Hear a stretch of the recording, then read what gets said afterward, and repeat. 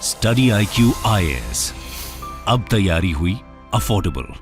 नमस्कार दोस्तों, जैसा कि आप सबको पता है, जापान के हिरोशिमा में G7 की समिट चल रही है। काफी सारे बड़े डिसीजंस लिए जा सकते हैं। कल और परसों यहां पर जो G7 जो कंट्रीज हैं, ग्रुप ऑफ 7, वो आपस में मिलेंगे। इसके साथ साथ कई और देशों को इनवाइट भेजा गया है और इनके बीच में बातचीत होगी। लेकिन बड़ी खबर यहां पर यह आई है कि अचानक से, जी हां, आज सुबह सैटरडे तक मैं आपको बता दूं कि जो ज़ेलेंस्की हैं, यूक्रेन के राष्ट्रपति, उनका कोई भी ऐसा अंदेशा नहीं था कि वो वहां पर आने वाले हैं। लेकिन अचानक से वो जापान के हिरोशिमा पहुंच गए और आप देख सकते हो कि यहां पर उनकी डायरेक्ट मुलाकात हुई है पीएम मोदी से। तो जब से रशिया यूक्रेन का वॉर स्टार्ट हुआ है, उसके बाद से पहली बार ज़ेलेंस्की और पीएम मोदी आमने सामने हैं। क्या बातचीत हुआ, पीएम मोदी ने क्या बोला और कैसे बैलेंस किया, क्योंकि यहां पर आपको पता ही होगा कि भारत और रशिया के बीच में काफी ज्यादा करीबी है, काफी अच्छा दोस्त मानता है रशिया भारत को, भारत भी इसी तरह से देखता है रशिया को। लेकिन ज़ेलेंस्की आपको पता है कि काफी कुछ कह चुके हैं रशिया के बारे में, पुतिन के बारे में। तो कैसे ये सारी चीजें होने वाली हैं जियोपॉलिटिक्स के अंदर, वो मैं आपको बताऊंगा। चलिए आगे बढ़ते हैं, लेकिन उससे पहले ध्यान रखिएगा, आज से ही हमारा जो मॉर्निंग बैच है यूपीएससी 2024 का, वो स्टार्ट हुआ है। अगर आप इवनिंग बैच ज्वाइन करना चाहते हो, 25 मई से स्टार्ट हो रहा है, वो आप ज्वाइन कर सकते हैं हमारे वेबसाइट ऐप पर जाकर, या फिर कमेंट सेक्शन में इसका लिंक है, वहां पर जाइए, यूज करिए कोड अंकित लाइव ताकि आपको मैक्सिमम डिस्काउंट मिले। इसके अलावा अगर आप 2025 की तैयारी कर रहे हैं, एनसीईआरटी कोई भी कोर्स आपको लेना हो, जस्ट यूज दिस कोड। और इसके साथ साथ अगर आप एमसीक्यूज अटेम्प्ट करना चाहते हैं तो मेरे इंस्टा पेज पर जा सकते हैं, वहां पर स्टोरीज में जितने भी एमसीक्यूज हैं उसको आप अटेम्प्ट कर पाएंगे।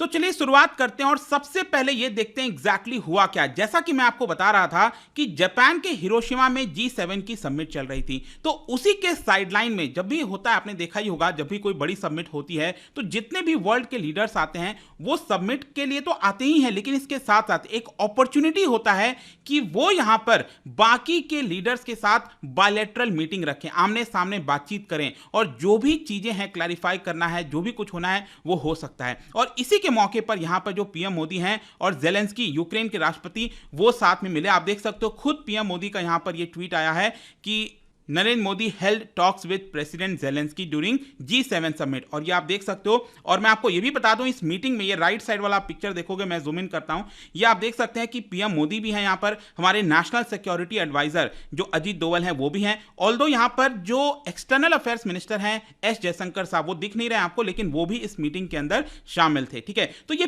पहली बार ऐसा हो रहा है, तो इसीलिए खास हो जाता है क्योंकि ज़ेलेंस्की यहां पर कोशिश कर रहे हैं कि कैसे भी ज्यादा से ज्यादा सपोर्ट वो अपने यूक्रेन को ला सकें, यूक्रेन के लिए ला सकें। अब क्वेश्चन यहां पर आपके सबसे मन में पहले आएगा कि देखिए, यूक्रेन तो बहुत छोटा सा देश है, G7 का पार्ट वो है नहीं, तो कैसे आखिरकार G7 के समिट में यूक्रेन को बुलाया गया। देखो क्या होता है ना कि जो G7 का समिट है, ये आप देख सकते हो, इसके अंदर टोटल 7 कंट्रीज हैं, Canada, United states, UK, France, Germany, Italy, Japan. पहले ये G8 हुआ करता था जब रशिया इसके अंदर था, लेकिन 2014 में यहां पर इसमें से रशिया को बाहर कर दिया गया और इसलिए G7 बन गया। तो ये जो 7 कंट्रीज हैं, ये दुनिया की मोस्ट पावरफुल कंट्रीज मानी जाती हैं, चाहे आप जो है जीडीपी के टर्म्स में बोलिए, बहुत सारी चीजों को लेकर। लेकिन यहां पर हो क्या रहा है, पिछले कुछ समय से जो G7 का रेलेवेंस है वो थोड़ा कम होता जा रहा है। इसका मेन कारण यह है कि पहले जितना दबदबा होता था G7 कंट्रीज का, आज उतना नहीं है। फॉर एग्जांपल मैं आपको बताता हूं, जैसे कि जीडीपी के मामले में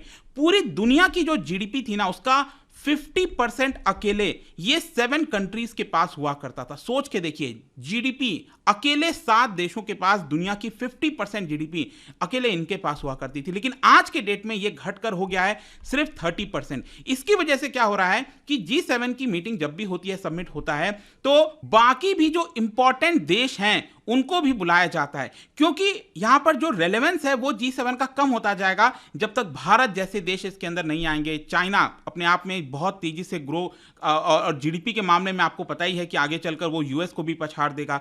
तो चाइना, भारत, ब्राजील, रशिया, जो है आपका जो है साउथ अफ्रीका हो गया, ये जो सारे देश हैं जो तेजी से ग्रो कर रहे हैं, उनका इसके अंदर शामिल होना जरूरी है। और इसीलिए भारत को यहां पर बुलाया गया और इसीलिए पीएम मोदी वहां पर गए, भले ही हम G7 के मेंबर नहीं हैं। लेकिन यूक्रेन के राष्ट्रपति को ऑब्वियस सी बात है इसलिए बुलाया गया है क्योंकि ये जितने भी G7 कंट्रीज आप देख रहे हो, इन्होंने बढ़ चढ़कर मदद की है यूक्रेन को। ऑल्दो अभी तक जापान जो है उसने मदद नहीं किया था, लेकिन अब फाइनली जापान ने भी मदद भेज दिया है वहां पर।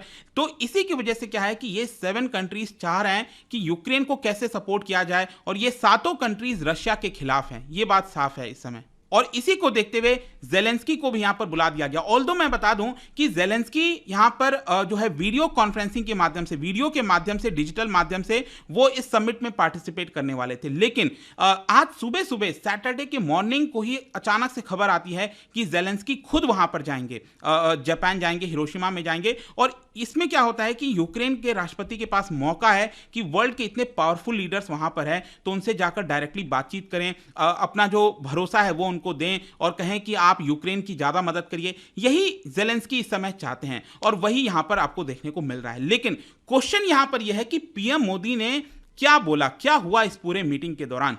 देखो यहां पर सबसे पहले उन्होंने ये बोला, जो क्लिप हमारे पास सामने आई है, कि ओवर द पास्ट 1.5 ईयर्स, जो पिछले 1.5 साल से ये पूरा युद्ध चल रहा है, मैंने आपसे फोन पर बातचीत की है, लेकिन ग्लासगो के बाद पहली हमारी ये मुलाकात है। देखो मैं आपको बता दूं, ग्लासगो बेसिकली आपको स्कॉटलैंड में देखने को मिलेगा। स्कॉटलैंड मतलब यूके के अंदर देखने को मिलेगा। क्या हुआ था, नवंबर 2021 को पीएम मोदी वहां पर गए थे, ग्लासगो गए थे। उस समय COP26 की मीटिंग चल रही थी। कॉप क्या है, कॉन्फ्रेंस ऑफ पार्टीज, जो क्लाइमेट चेंज को लेकर जो समिट होता है, वो पूरा समिट चल रहा था। तो वो स्कॉटलैंड गए हुए थे पीएम मोदी, जेलेंस्की भी वहां पर आए थे। तो उस समय उनके बीच में मुलाकात हुई थी। तो यही पीएम मोदी ने कहा कि देखिए हमारी जो पिछली मुलाकात है वो हुआ था ग्लासगो में, और आपको याद भी होगा ग्लासगो में पीएम मोदी ने यहां पर पंचामृत बोला था, मतलब कि 5 वो चीजें जिसकी वजह से हम क्लाइमेट चेंज को टैकल कर सकते हैं। खैर वो एक अलग बात है, लेकिन पीएम मोदी उन्होंने जेलेंस्की को यह बोला कि देखिए उसके बाद से पहली बार हमारी यहां पर मुलाकात हो रही है,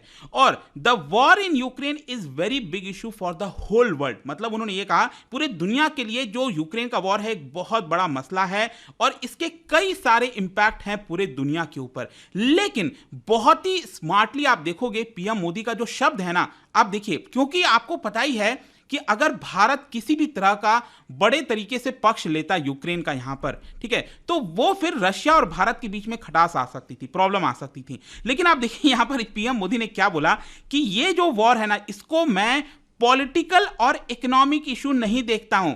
ऑल्दो अगर आप देखोगे तो ये सबसे बड़ा इशू है, मतलब रशिया जो है इन्वेजन किया है यूक्रेन में, तो ये अपने आप में पॉलिटिकल और इकोनॉमिक इशू तो है ही है। लेकिन पीएम मोदी ने ये कहा कि देखिए मैं इसको पॉलिटिकल और इकोनॉमिक इशू के तौर पर नहीं देखता हूं, मेरे लिए ये एक ह्यूमैनिटी का मामला है।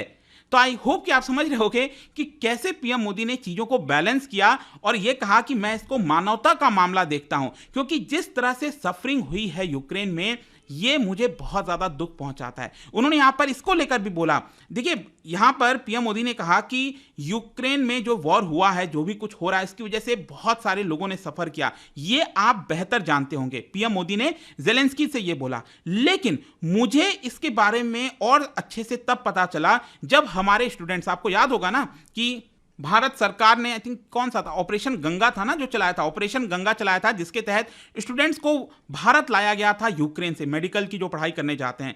तो जब वो स्टूडेंट भारत आए, मैंने उनसे बातचीत की, पीएम मोदी ने ये बोला जेलेंस्की से कि मैंने उनसे बातचीत की, और जब स्टूडेंट्स ने पूरा वाकया बताया यूक्रेन में क्या स्थिति है, किस तरह से लोगों की जानें जा रही हैं, वो सारी चीजें सुनकर मुझे बहुत ज्यादा दुख हुआ। और इसी की वजह से मैं आपके दुख और यूक्रेन के जो सिटीजन्स हैं उनके दुख को समझ पाता हूं, ऐसा यहां पर पीएम मोदी ने जेलेंस्की से कहा है। और उन्होंने यह कहा कि I wish to convince you that India and me in my personal capacity, Bharat और मैं खुद जो है जो भी पॉसिबल मदद होगा वॉर को खत्म करने के लिए, पीस लाने के लिए, वो हम यहां पर करेंगे। तो पीएम मोदी ने एक प्रकार से यहां पर बहुत ही बैलेंस तरीके से जो है जेलेंस्की को कई सारी चीजें यहां पर बोल दी कि हम एक प्रकार से बैलेंस अप्रोच रखेंगे, क्योंकि भारत का अगर आप रोल देखोगे ना, तो पीएम मोदी ने, देखो क्या होता है कि बहुत सारे वर्ल्ड के लीडर्स एक्सपेक्ट कर रहे थे पीएम मोदी से कि वो इस वॉर के अंदर दखल देंगे। क्यों?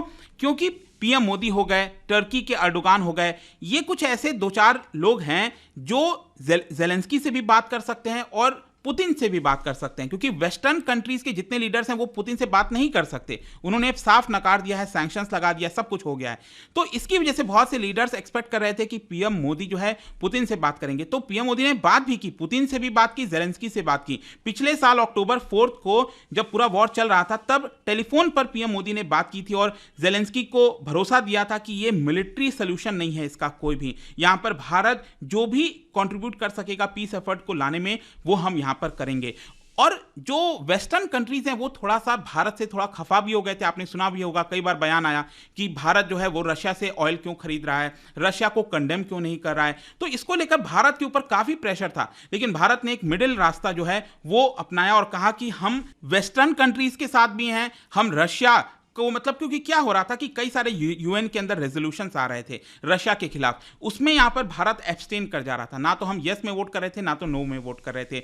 ऑल्दो भारत ने क्या किया कि यहां पर ह्यूमैनिटेरियन इशू को देखते हुए हमने एड वगैरह पहुंचाई थी, जो भी कुछ मदद वगैरह है फूड के मामले में, मेडिसिन के मामले में, फूड के मामले में, वो हमने यहां पर यूक्रेन को मदद पहुंचाई थी। और इसीलिए आप देखोगे ना तो पीएम मोदी ने ज़ेलेंस्की से कहा है कि ये मेरे लिए इकोनॉमिक और पॉलिटिकल इशू नहीं है, ये मेरे लिए ह्यूमैनिटेरियन का इशू है। तो बड़ा ही अच्छे तरीके से डाइवर्ट किया। लेकिन अब क्वेश्चन ये है कि रशिया का रिएक्शन क्या होगा। देखो रशिया का रिएक्शन आई थिंक कि अभी बैलेंस होना चाहिए, भारत को लेकर वो कुछ ज्यादा बोलेगा नहीं, क्योंकि इस समय भारत हिस्टोरिकली अगर आप देखोगे तो रशिया से सबसे ज्यादा ऑयल परचेस कर रहा है। मतलब कि हम वेपन्स तो पहले खरीदते ही थे, बहुत सारे हमारे रिश्ते बेहतर थे रशिया से, लेकिन रशिया को इस समय भारत की बहुत आवश्यकता है। तो भले ही पीएम मोदी ने ज़ेलेंस्की से डायरेक्ट मुलाकात की है, बट आई डोंट थिंक कि पुतिन जो है वो किसी भी प्रकार का या रशिया किसी भी प्रकार का भारत के खिलाफ जो है रिएक्शन देने वाला है। तो ये पूरा जो G7 का मीटिंग चल रहा है, देखिए एक दिन पहले ही पहुंच गए पीएम मोदी, क्योंकि G7 की जो मीटिंग है वो 20 और 21 आज और कल पूरी ये होनी है, जो कि चल रहा है।